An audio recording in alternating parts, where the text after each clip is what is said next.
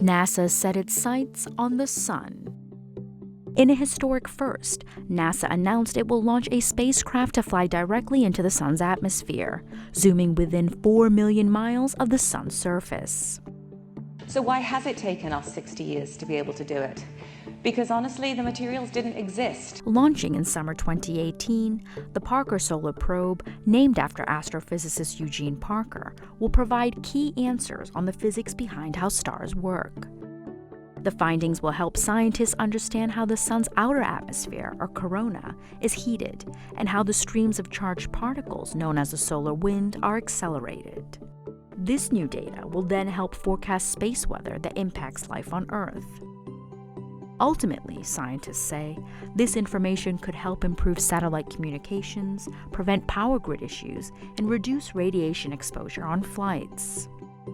To acquire this sort of data, the spacecraft will need to come as close as 3.9 million miles to the Sun, well within Mercury's orbit, and more than 7 times closer than any spacecraft has come before. At its closest approach, the probe will be whizzing around the Sun at approximately 450,000 miles per hour, fast enough to get from Philadelphia to Washington, D.C. in 1 second. The spacecraft will be protected from the sun's heat by a 4.5-inch thick carbon composite shield, which will help it withstand temperatures that can reach nearly 2,500 degrees Fahrenheit. Solar Probe is going to be the hottest, fastest mission. I like to call it the coolest, hottest mission under the sun.